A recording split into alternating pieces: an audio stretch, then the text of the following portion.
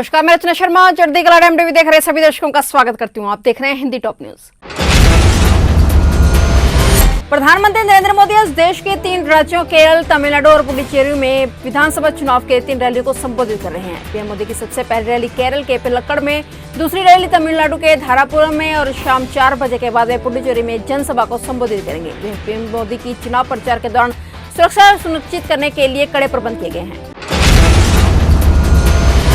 पंजाब में कोविड-19 के बढ़ रहे मामलों के दरमियान स्वास्थ्य मंत्री सरदार बलबीर सिंह सिद्धू ने कहा है कि सभी लैबों और अस्पतालों के लिए यह लाजमी किया गया है कि उनके द्वारा किए गए टेस्ट के अनुसार कोविड-19 संक्रमित पाए गए व्यक्ति की जानकारी तुरंत संबंधित सिविल सर्जन कार्यालय को दी जाए, जिससे रोकथाम उपायों को मजबूत किया जा सके। जिक्रयोग है कि पंजाब सरकार द्वारा पहले ही प्राइवेट लैबोरेटरियों और स्वास्थ्य केंद्रों को संदिग्ध मरीजों के टेस्ट करने की आज्ञा दी गई है।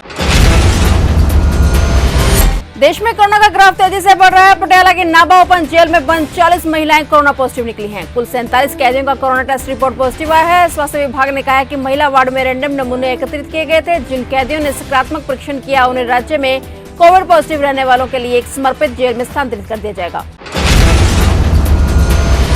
देश की राजधानी दिल्ली में कोरोना के मामले तेजी से बढ़ते जा रहे हैं। पिछले 24 घंटे में 1904 नए मामले सामने आए और इसके साथ ही दिल्ली के बड़े प्राइवेट अस्पतालों में वेंटिलेटर और आईसीयू बेड्स पूरी तरह से भरे हुए नजर आ रहे हैं। स्वास्थ्य मंत्री संजय जैन ने कहा है कि दिल्ली में आज बेड की उपलब्धता की समीक्षा की जाएगी और बेड्स का इंतजाम किया जाएगा।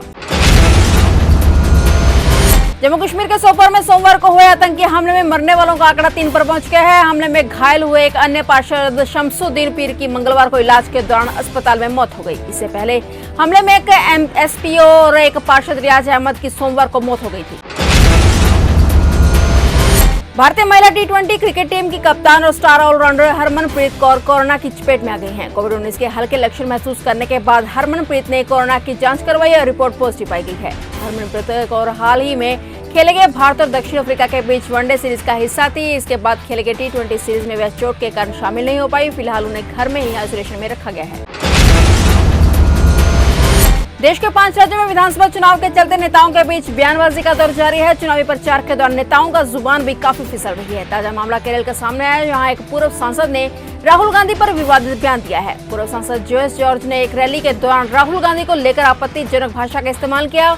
जॉर्ज ने रैली में कहा कि राहुल गांधी का चुनावी कैंपेन ये है कि वे लड़कियों के कॉलेज में जाएंगे और वहां जाकर वो लड़कियों को बैंड होना सिखाएंगे। प्रधानमंत्री नरेंद्र मोदी ने मंगलवार को राजस्थान दिवस के मौके पर प्रदेशवासियों को शुभकामनाएं दी। उन्होंने ट्वीट कर लिखा कि अपनी समृद्ध संस्कृति और वैभवशाली विरासत के लिए विख्यात राजस्थान के सभी भाइयों और बहनों को राजस्थान दिवस की बहुत बहुत शुभकामनाएं। वहीं प्रदेश के मुख्यमंत्री अशोक गहलोत ने राजस्थान दिवस पर प्रदेशवासियों को बधाई और शुभकामनाएं दी हैं। कृषि कानून से जुड़ी एक बड़ी खबर सामने है। गठित कमेटी ने सुप्रीम कोर्ट को अपनी रिपोर्ट सौंप दी है। रिपोर्ट सीलबंद लिफाफे में सौंपी गई है। कमेटी के मेंबर अनिल धनवत ने इसकी जानकारी दी है। किसान नेता गुरनाम चडूनी ने किसानों से अपील की है कि स्थानीय लोगों को परेशान ना किया जाए। चडूनी ने यह भी कहा है कि बॉर्डर के नजदीक रहने वाले लोग धरने में आते हैं और हमारी मदद करते हैं। चडूनी ने कहा है कि हमारा विरोध जनता के खिलाफ नहीं है। और अपडेट्स लेकर फिर से हाजिर होंगे, क्योंकि समाचार का सिलसिला कभी नहीं थमता।